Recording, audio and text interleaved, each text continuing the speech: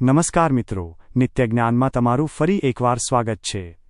શું તમે ક્યારે વિચાર્યું છે કે જ્યારે પણ માર્કેટમાં કોઈ શેર જોરથી તૂટે છે ત્યારે ન્યૂઝમાં કેમ એવું કહેવામાં આવે છે કે આ તો માત્ર બેર રેડ મંદીવાળાઓની ચાલ છે, અને કેમ પબ્લિકે ન્યૂઝ વાંચીને પોતાનો માલ પકડી રાખે છે અને અંતે મોટું નુકસાન વેઠે છે? આજે આપણે જેસી લિવરમોરના જીવનના સૌથી મહત્વના પાઠ વિશે વાત કરવાના છીએ। પ્રકરણ 23, ઇનસાઇડર્સની અસલી રમત અને પબ્લિકની બરબાદી। આજના વિડીયોમાં આપણે જોઈશું the anatomy of a trap. જ્યારે કંપનીનો બિઝનેસ સુધરવાનો હોય ત્યારે ઇનસાઇડર્સ કેમ ચૂપચાપ ખરીદી કરે છે, અને જ્યારે બિઝનેસ બગડવાનો હોય ત્યારે તેઓ કેમ તેજીની અફવાઓ ફેલાવે છે। The mystery of anonymous insiders. ન્યૂઝમાં આવતા એ અનામી ડિરેક્ટરો અને બેન્કરો કોણ હોય છે જે પબ્લિકને શેર લેવા માટે મજબૂર કરે છે? The new heaven case study. એક સમયે $255 વેચાતો શેર કેવી રીતે $12 પર આવી ગયો, અને પબ્લિકે બેર રેડના બહાને કેવી રીતે પોતાનું સર્વસ્વ ગુમાવ્યું? બેર રેડિંગ વર્સેસ રિયાલિટી। લિવરમોર સમજાવે છે કે દુનિયાનો કોઈ પણ મંદીવાળો એટલો શક્તિશાળી નથી કે તે સારા શેરને તોડી શકે। જો શેર ઘટે છે તો તેની પાછળનું અસલી કારણ શું હોય છે? The dangerous એક્સપ્લેનર્સ। બ્રોકરો અને પૂલ ઓપરેટર્સ કેવી રીતે લિવરમોર જેવા મોટા પ્લેયર્સનું નામ બદનામ કરીને પોતાનો માલ પબ્લિકને પધરાવે છે? મિત્રો, આ પ્રકરણ તમારા માટે એક આઈ ઓપનર સાબિત થશે। જો તમે માર્કેટના ન્યૂઝ અને ટિપ્સની પાછળનું કડવું સત્ય સમજવા માંગતા હોવ તો આ વિડિયો સ્કીપ કર્યા વગર જોજો। ચાલો શરૂ કરીએ। પ્રકરણ 23, અફવાઓનું બજાર અને ઇનસાઇડર્સનું સત્ય। સ્ટોક માર્કેટમાં સ્પેક્યુલેશન ક્યારેય ખતમ નહીં થાય, અને તે ખતમ થાય તે ઈચ્છવા જેવું પણ નથી। તેને જોખમોની ચેતવણી આપીને રોકી શકાતું નથી। તમે લોકોને ખોટા અંદાજ લગાવતા રોકી શકતા નથી, પછી ભલે તેઓ ગમે તેટલા કાબેલ કે અનુભવી હોય। બહુ સાવધાનીથી બનાવેલા પ્લાન્સ પણ નિષ્ફળ જઈ શકે છે, કારણ કે માર્કેટમાં અનિશ્ચિતતા હંમેશા રહેવાની છે।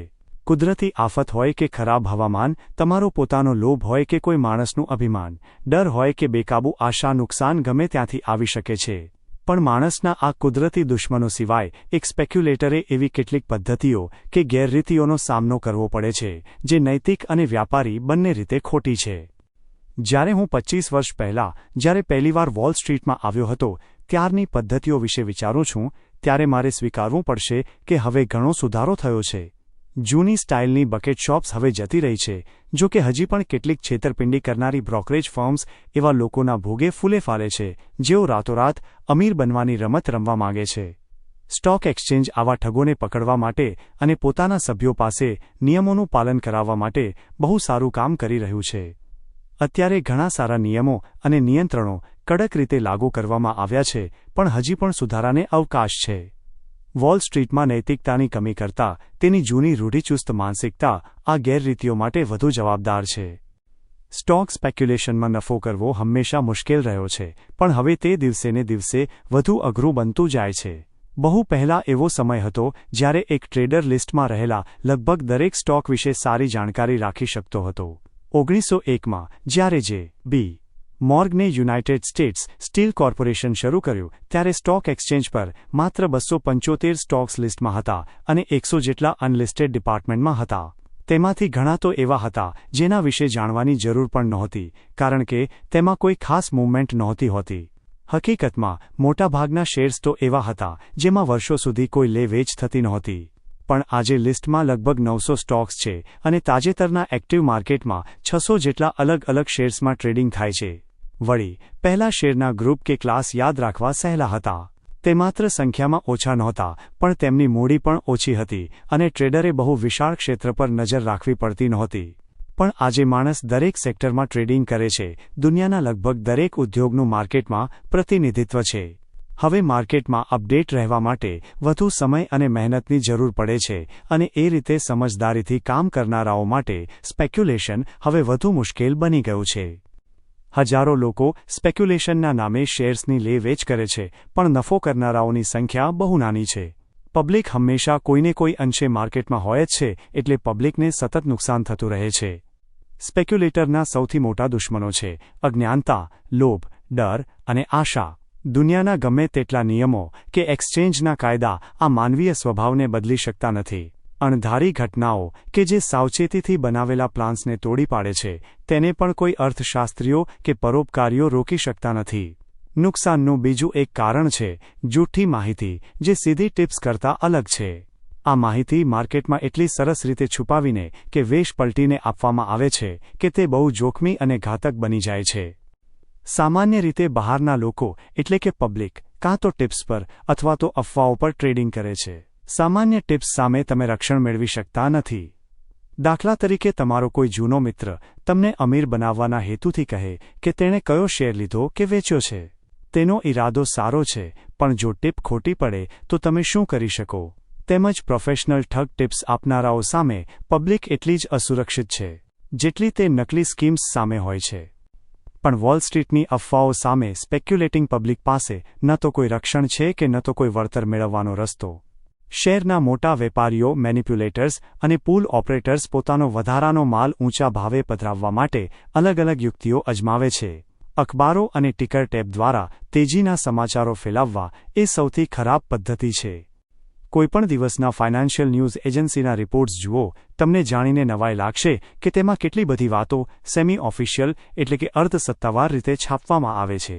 તેમાં કોઈ મુખ્ય ઇનસાઇડર અથવા જાણીતા ડિરેક્ટર અથવા ઉચ્ચ અધિકારીના નામે વાતો લખેલી હોય છે, જેમને બધી ખબર હોય તેવું માનવામાં આવે છે. આજનો એક રિપોર્ટ જુઓ. હું ગમે તે એક ન્યૂઝ લઉં છું. એક મુખ્ય બેન્કર કહે છે કે અત્યારે માર્કેટમાં ઘટાડાની અપેક્ષા રાખવી બહુ વહેલું ગણાશે. શું કોઈ મુખ્ય બેન્કરે ખરેખર આવું કહ્યું હતું? અને જો કહ્યું હતું તો શા માટે? તેનું નામ કેમ છાપવામાં નથી આવ્યું? શું તેને ડર છે કે જો તે નામ આપશે તો લોકો તેની વાત માની લેશે? અહીં બીજો એક ન્યૂઝ છે એ કંપની વિશે જેના શેર્સ આ અઠવાડિયે બહુ એક્ટિવ હતા. આ વખતે નિવેદન આપનાર એક જાણીતા ડિરેક્ટર છે. હવે કંપનીના ડઝન જેટલા ડિરેક્ટરોમાંથી કોણ વાત કરી રહ્યું છે? એ સ્પષ્ટ છે કે અનામી રહીને કોઈપણ માણસ આ નિવેદનથી થતા નુકસાનની જવાબદારીમાંથી બચી શકે છે. સ્પેક્યુલેશનના અભ્યાસ ઉપરાંત એક ટ્રેડરે વોલ સ્ટ્રીટની આ રમત સાથે જોડાયેલા કેટલાક તથ્યો પર પણ વિચાર કરવો જોઈએ. પૈસા કેવી રીતે કમાવવા તે જાણવાની સાથે પૈસા ગુમાવતા કેવી રીતે બચવું તે પણ શીખવું જોઈએ. શું કરવું જોઈએ તેના કરતાં શું ના કરવું જોઈએ તે જાણવું વધુ મહત્વનું છે. એટલે એ યાદ રાખવું જોઈએ કે દરેક શેરમાં આવતી તેજી પાછળ કોઈને કોઈ પ્રકારનું મેનિપ્યુલેશન હોય જ છે, અને આ તેજી ઇનસાઇડરો દ્વારા માત્ર એક જ હેતુ માટે ઊભી કરવામાં આવે છે: મહત્તમ નફા સાથે માલ વેચવો. જો કે એવરેજ બ્રોકર કસ્ટમર પોતાને બહુ હોશિયાર બિઝનેસમેન માને છે જો તે એવું પૂછે કે શેર કેમ ઉપર જઈ રહ્યો છે. સ્વાભાવિક રીતે મેનિપ્યુલેટર્સ આ તેજીને એવી રીતે સમજાવશે જેથી માલ પધરાવવાનું કામ સરળ બને. મને પૂરો વિશ્વાસ છે કે જો તેજી લાવનારા આવા અનામી નિવેદનો છાપવાનું બંધ કરવામાં આવે તો પબ્લિકનું નુકસાન ઘણું ઓછું થઈ શકે છે. મારો મતલબ એવા નિવેદનોથી છે જે પબ્લિકને શેર ખરીદવા કે પકડી રાખવા માટે મજબૂર કરે છે. અનામી ડિરેક્ટરો કે ઇનસાઇડરોના નામે છપાતા મોટાભાગના તેજીના લેખો પબ્લિકને ખોટી અને ગેરમાર્ગે દોરનારી માહિતી આપે છે. પબ્લિક આવા નિવેદનોને સત્તાવાર અને ભરોસાપાત્ર માનીને દર વર્ષે કરોડો ડોલર ગુમાવે છે. દાખલા તરીકે, ધારો કે કોઈ કંપની તેના બિઝનેસમાં ખરાબ સમયમાંથી પસાર થઈ રહી છે. તેનો શેર શાંત છે. તેનો અત્યારનો ભાવ તેની સાચી કિંમત દર્શાવે છે. જો તે ભાવે શેર બહુ સસ્તો હોત તો કોઈને તો ખબર પડી જ હોત અને તેણે ખરીદ્યો હોત, જેથી ભાવ વધત. જો બહુ મોંઘો હોત તો કોઈએ વેચ્યો હોત અને ભાવ ઘટત. જ્યારે કંઈ જ નથી થતું ત્યારે કોઈ તેના વિશે વાત પણ નથી કરતું. જ્યારે કંપનીના બિઝનેસમાં સુધારો આવવાનો હોય ત્યારે સૌથી પહેલાં કોને ખબર પડે? ઇનસાઇડર્સને કે પબ્લિકને? તમે શરત લગાવી શકો કે પબ્લિકને તો છેલ્લે જ ખબર પડે છે. પછી શું થાય? જો સુધારો ચાલુ રહે તો કમાણી વધશે અને કંપની ડિવિડન્ડ આપવાની અથવા ડિવિડન્ડ વધારવાની સ્થિતિમાં આવશે, એટલે કે સ્ટોકની વેલ્યુ વધશે. ધારો કે સુધારો ચાલુ રહે છે, તો શું મેનેજમેન્ટ આ ખુશીના સમાચાર પબ્લિકને આપશે? શું પ્રેસિડેન્ટ સ્ટોકહોલ્ડર્સને જણાવશે? શું કોઈ દયાળુ ડિરેક્ટર પોતાના નામ સાથેનું નિવેદન આપશે જેથી પબ્લિકને ફાયદો થાય? શું કોઈ ઇનસાઇડર અનામી રહીને એવું કહેશે કે કંપનીનું ભવિષ્ય બહુ ઉજ્જવળ છે? ના, આ વખતે એવું કંઈ નહીં થાય. કોઈ એક શબ્દ પણ નહીં બોલે અને અખબારો કે ટિકરમાં કોઈ ન્યૂઝ નહીં આવે. જ્યારે પેલા ચૂપચાપ રહેતા ઇનસાઇડર્સ માર્કેટમાં જઈને જેટલો સસ્તો માલ મળે તેટલો ખરીદતા હોય ત્યારે વેલ્યુ વધારનારી આ માહિતી પબ્લિકથી છુપાવવામાં આવે છે. આ શાંત ખરીદીને કારણે સ્ટોક ધીમે ધીમે વધે છે. ફાઇનાન્શિયલ રિપોર્ટર્સને ખબર હોય છે કે ઇનસાઇડર્સને કારણ ખબર જ હશે, એટલે તેઓ પ્રશ્નો પૂછે છે. ત્યારે પેલા અનામી ઇનસાઇડર્સ એકસૂરે કહે છે કે તેમની પાસે આપવા માટે કોઈ સમાચાર નથી. તેઓ કહેશે કે તેમને ખબર નથી કે સ્ટોક કેમ વધી રહ્યો છે. ક્યારેક તો તેઓ એવું પણ કહેશે કે તેમને સ્ટોક માર્કેટની વધઘટ કે સ્પેક્યુલેટર્સની હરકતો સાથે કોઈ લેવાદેવા નથી. તેજી ચાલુ રહે છે અને એક દિવસ એવો આવે છે જ્યારે ઇનસાઇડર્સ પાસે જેટલો જોઈએ તેટલો માલ આવી જાય છે. તરત જ માર્કેટમાં બધી બાજુ તેજીની અફવાઓ સંભળાવવા માંડે છે. ટિકર ટેપ પર સમાચાર આવે છે કે ભરોસાપાત્ર સૂત્રો મુજબ કંપનીની સ્થિતિ હવે સુધરી ગઈ છે. પેલો જ ડિરેક્ટર જેણે પહેલાં કહ્યું હતું કે તેને તેજીનું કોઈ કારણ ખબર નથી, હવે તેના નામે અલબત્ત નામ વગર એવું કહેવામાં આવે છે કે સ્ટોક હોલ્ડર્સે હવે બહુ ઉત્સાહિત થવાની જરૂર છે, કારણ કે ભવિષ્ય બહુ સારું છે. તેજીના સમાચારોના પૂરને કારણે પબ્લિક શેર ખરીદવાનું શરૂ કરે છે. આ ખરીદીથી ભાવ વધુ ઉપર જાય છે. સમય જતાં પેલા અનામી ડિરેક્ટરોની આગાહી સાચી પડે છે અને કંપની ડિવિડન્ડ જાહેર કરે છે અથવા વધારે છે. તેની સાથે જ તેજીના સમાચારો વધી જાય છે અને લોકો વધુ ઉત્સાહમાં આવી જાય છે. કોઈ મુખ્ય ડિરેક્ટરને જ્યારે પૂછવામાં આવે ત્યારે તે દુનિયાને જણાવે છે કે સ્થિતિ ધાર્યા કરતાં પણ વધુ સારી છે. કોઈ જાણીતા ઇનસાઇડરને માંડ મનાવીને ન્યૂઝ એજન્સી પાસે કબૂલાત કરાવવામાં આવે છે કે કંપનીની કમાણી તો અદ્ભુત, ફિનોમિનલ છે. કંપની સાથે જોડાયેલો કોઈ જાણીતો બેન્કર કહે છે કે વેચાણ તો અત્યાર સુધીના ઇતિહાસમાં ક્યારેય નથી થયું, એટલું વધી ગયું છે. જો હવે એક પણ નવો ઓર્ડર ના આવે તો પણ કંપની મહિનાઓ સુધી રાત દિવસ ચાલશે. ફાઇનાન્સ કમિટીનો મેમ્બર આશ્ચર્ય વ્યક્ત કરે છે કે પબ્લિક કેમ આટલી નવાઈ પામે છે. નવાઈની વાત તો એ છે કે સ્ટોક હજી આટલો ધીમે કેમ વધે છે. જો કોઈ પણ આવનારો વાર્ષિક રિપોર્ટ જોશે તો સમજાશે કે સ્ટોકની બુક વેલ્યુ અત્યારના ભાવ કરતાં પણ ઘણી વધારે છે. પણ કોઈપણ કિસ્સામાં આ બધી માહિતી આપનારા દયાળુ ઇનસાઇડરનું નામ આપવામાં આવતું નથી. જ્યાં સુધી કમાણી સારી રહે છે અને ઇનસાઇડર્સને કોઈ જોખમ નથી દેખાતું, ત્યાં સુધી તેઓ નીચા ભાવે ખરીદેલો માલ પકડીને બેસી રહે છે. ભાવ ઘટાડવા જેવું કંઈ નથી તો તેઓ શું કામ વેચે? પણ જેવી કંપનીના બિઝનેસમાં મુસીબત આવવાની શરૂઆત થાય ત્યારે શું થાય?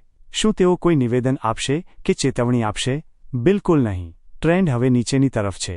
જેમ બિઝનેસ સુધરતી વખતે તેમણે કોઈ શોરબકોર કર્યા વગર ખરીદી કરી હતી, તેમ હવે તેઓ ચૂપચાપ વેચાણ શરૂ કરે છે. ઇનસાઇડર્સના આ વેચાણને કારણે સ્ટોક કુદરતી રીતે ઘટવા લાગે છે. ત્યારબાદ પબ્લિકને પેલા જાણીતા એક્સપ્લેનેશન્સ એટલે કે બહાના મળવા લાગે છે. એક મુખ્ય ઇનસાઇડર દાવો કરે છે કે બધું બરાબર છે અને આ ઘટાડો તો માત્ર પેલા બેયર્સ, મંદીવાળાના વેચાણને કારણે છે જેઓ માર્કેટને તોડવા માંગે છે. જો કોઈ દિવસે સ્ટોક બહુ જોરથી તૂટે તો પબ્લિક કારણો જાણવા માટે શોર મચાવે છે. પબ્લિકને ડર લાગે છે કે કંઈક બહુ ખરાબ થવાનું છે. ત્યારે ન્યૂઝ સ્ટીકર પર આવું કંઈક છપાય છે. જ્યારે અમે એક જાણીતા ડિરેક્ટરને પૂછ્યું કે સ્ટોક કેમ નબળો છે, ત્યારે તેમણે જવાબ આપ્યો કે આ માત્ર બેર રેડ છે. કંપનીની સ્થિતિમાં કોઈ બદલાવ નથી. બિઝનેસ અત્યારે શ્રેષ્ઠ ચાલી રહ્યો છે અને આવતી મીટિંગમાં ડિવિડન્ડ વધવાની પૂરી શક્યતા છે. મંદીવાળાઓ એક્ટિવ થયા છે અને આ નબળાઈ માત્ર પબ્લિકના શેર પડાવી લેવા માટેની એક ચાલ છે. ન્યૂઝ એજન્સીઓ તો ત્યાં સુધી કહેશે કે તેમને પાકી માહિતી મળી છે કે આજના ઘટાડામાં મોટાભાગનો માલ ઇનસાઇડર્સે ખરીદી લીધો છે અને શોર્ટ સેલર્સ, બેયર્સ હવે જાળમાં ફસાઈ જશે. તેમનો હિસાબ લેવાનો દિવસ જલ્દી આવશે.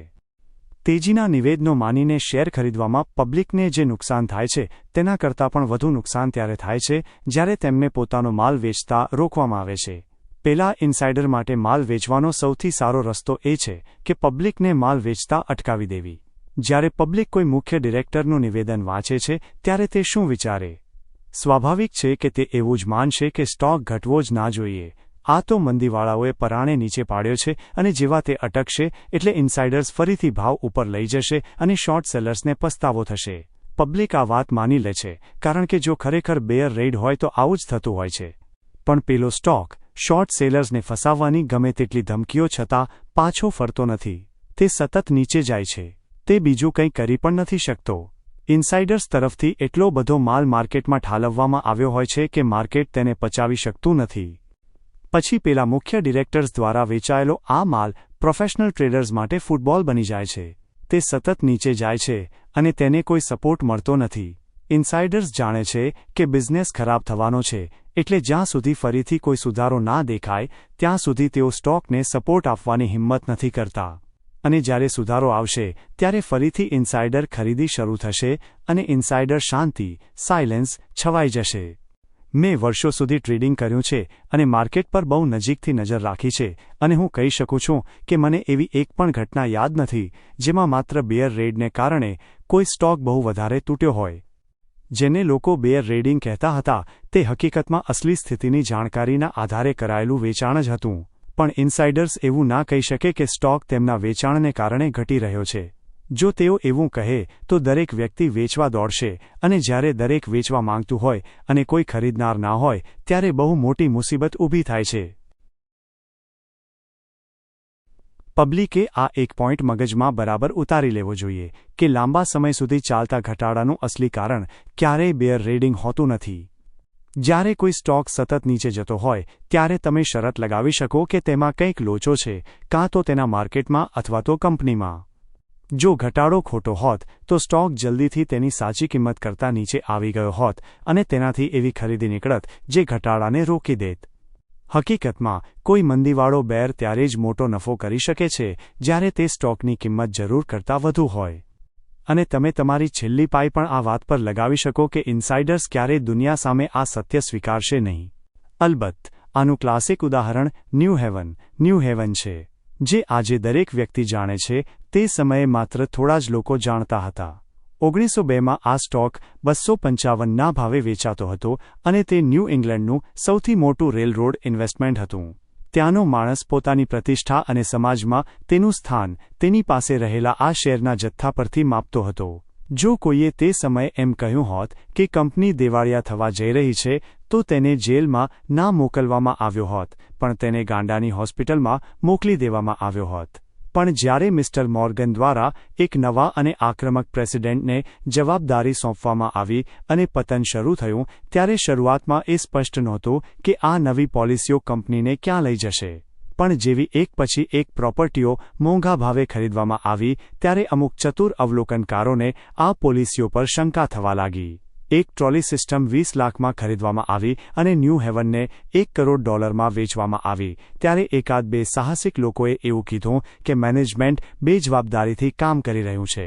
ન્યૂ હેવન જેવી મોટી કંપની આટલો ખર્ચ સહન નહીં કરી શકે એવું કહેવું એ જિબ્રાલ્ટરના કિલ્લાની મજબૂતી પર શંકા કરવા જેવું હતું. સ્વાભાવિક છે કે આવનારી મુસીબતને સૌથી પહેલા ઇનસાઇડર્સે જોઈ. તેઓ કંપનીની અસલી હાલતથી વાકેફ થયા અને તેમણે પોતાનો માલ વેચવાનું શરૂ કર્યું. તેમના વેચાણ અને સપોર્ટના અભાવે ન્યૂ ઇંગ્લેન્ડના આ ગિલ્ટ એજ્ડ પ્રીમિયમ રેલરોડ સ્ટોકનો ભાવ તૂટવા લાગ્યો. પ્રશ્નો પૂછવામાં આવ્યા અને દર વખતની જેમ બહાનાઓ રજૂ કરવામાં આવ્યા. મુખ્ય ઇનસાઇડર્સે જાહેર કર્યું કે તેમને ખબર છે ત્યાં સુધી કંઈ ખોટું નથી અને આ ઘટાડો તો માત્ર બેજવાબદાર બેર સેલિંગ મંદીવાળાના વેચાણને કારણે છે. એટલે ન્યૂ ઇંગ્લેન્ડના ઇન્વેસ્ટર્સ પોતાના શેર પકડીને બેસી રહ્યા. તેઓ કેમ ના બેસે? ઇનસાઇડર્સે તો કીધું હતું કે બધું બરાબર છે અને આ તો માત્ર બેર સેલિંગ છે. શું ડિવિડન્ડ જાહેર કરવાનું અને ચૂકવવાનું ચાલુ નહોતું? આ દરમિયાન મંદીવાળાઓ ફસાવાની જે વાત હતી તે તો ના થઈ, પણ સ્ટોકે નવા લો બનાવ્યા. ઇનસાઇડર્સનું વેચાણ વધુ આક્રમક બન્યું અને છુપાવવું મુશ્કેલ બન્યું. તેમ છતાં બોસ્ટનના જે લોકો કંપની પાસે સાચું કારણ માંગી રહ્યા હતા તેમને ડેમાગોગ અને સ્ટોક જોબર કહીને બદનામ કરવામાં આવ્યા. પબ્લિકે જે સેફ ઇન્વેસ્ટમેન્ટ અને ડિવિડન્ડ માટે શેર લીધા હતા તેમાં ભારે નુકસાન થઈ રહ્યું હતું. $255થી $12 સુધીનો એ ઐતિહાસિક ઘટાડો ક્યારેય બેર રેડ નહોતો અને હોઈ શકે પણ નહીં. તે મંદીવાળાઓ દ્વારા શરૂ નહોતો થયો અને તેમના દ્વારા ટકી પણ નહોતો રહ્યો. ઇનસાઇડર્સ સતત વેચતા રહ્યા અને હંમેશા એવા ભાવે વેચતા રહ્યા જે સત્ય કહેવા પર તેમને ક્યારેય ના મળત. ભાવ 250 હોય, 200, 150, 150 કે 25 તે સ્ટોક માટે હંમેશા મોંઘો જ હતો અને ઇનસાઇડર્સ આ જાણતા હતા પણ પબ્લિક નહીં. પબ્લિકે એ ગેરફાયદાઓ વિશે વિચારવું જોઈએ જેનો સામનો તેણે ત્યારે કરવો પડે છે જ્યારે તે એવી કંપનીના શેર લે વેચ કરે છે જેના સત્ય વિશે માત્ર થોડા જ લોકો જાણતા હોય. છેલ્લા 20 વર્ષમાં જે શેર્સમાં સૌથી મોટા કડાકા આવ્યા છે તે ક્યારેય બેર રેડિંગને કારણે નથી ઘટ્યા. પણ પબ્લિકે આ બહાનાને આસાનીથી સ્વીકારી લીધું હોવાથી તેણે કરોડો ડોલરનું નુકસાન વેઠ્યું છે. આ બહાનાએ એવા લોકોને વેચતા રોકી રાખ્યા જેમને સ્ટોકની ચાલ પસંદ નહોતી આવી રહી અને જેઓ વેચવા માંગતા હતા, પણ તેમને આશા હતી કે મંદીવાળાઓ અટકશે એટલે ભાવ તરત જ પાછો ઉપર આવી જશે. જૂના દિવસોમાં મેં કીન પર આક્ષેપ થતા સાંભળ્યા છે. તેમના પહેલા લોકો ચાર્લી વોરિશોફર કે એડિસન કેમેક પર આક્ષેપ કરતા હતા. પાછળથી તો હું લિવરમોર પોતે જ આ ઘટાડાનું કાયમી બહાનું બની ગયો. મને ઇન્ટરવેલ ઓઇલનો કિસ્સો યાદ છે. તેમાં એક પુલ હતો જેણે ભાવ વધાર્યો અને તેજીમાં ખરીદદારો શોધ્યા. મેનિપ્યુલેટર્સ ભાવ 50 સુધી લઈ ગયા. ત્યાં પુલે માલ વેચ્યો અને જોરદાર કડાકો આવ્યો. ફરીથી કારણોની માંગ ઉઠી. ઇન્ટરવેલ ઓઇલ કેમ નબળો પડ્યો? એટલા લોકોએ આ પ્રશ્ન પૂછ્યો કે તેનો જવાબ એક મોટો ન્યૂઝ બની ગયો. એક ફાઇનાન્શિયલ ન્યૂઝ ટિકરે પેલા બ્રોકરોને ફોન કર્યો જેઓ આ તેજી વિશે બધું જાણતા હતા. પેલા બ્રોકરો, જેઓ બુલ પૂલના મેમ્બરો હતા, તેમણે ન્યૂઝ એજન્સીને છાપવા માટે શું કારણ આપ્યું? કે લેરી લિવરમોર માર્કેટને તોડી રહ્યો છે. અને એટલું જ નહીં, તેમણે એમ પણ ઉમેર્યું કે તેઓ મને પકડવાના ગેટ હિમ છે. પણ અલબત્ત ઇન્ટરવેલ પૂલ પોતાનું વેચાણ ચાલુ રાખતું હતું. સ્ટોકનો ભાવ ત્યારે $12 હતો અને તેઓ તેને 10 કે તેનાથી નીચે પણ વેચી શકતા હતા કારણ કે તેમની એવરેજ વેચાણ કિંમત હજી પણ કોસ્ટ ખરીદ કિંમત કરતા ઉપર હતી. ઇનસાઇડર્સ માટે ઘટાડામાં વેચવું એ સમજદારીભર્યું હતું.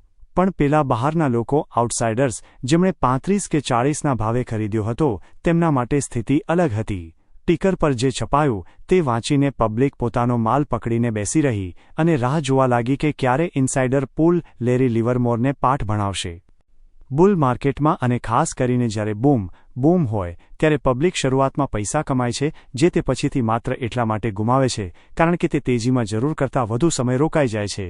આ બેર રેડ્સની વાતો તેમને વધુ સમય રોકી રાખવામાં મદદ કરે છે.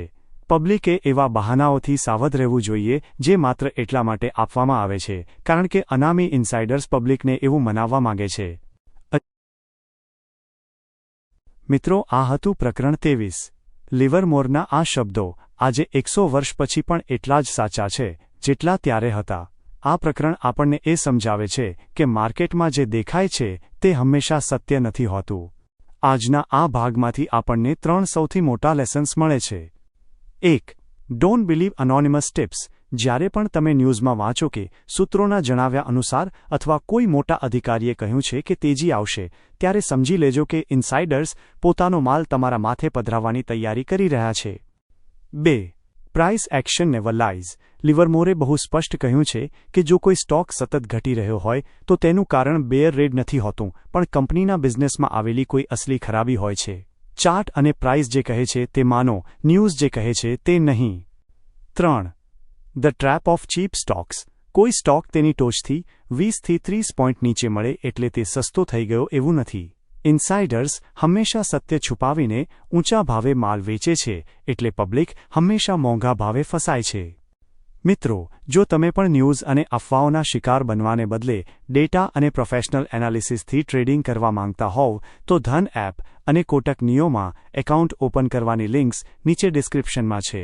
ત્યાં તમને સાચો ડેટા મળશે જે તમને ખોટા ટ્રેડથી બચાવશે.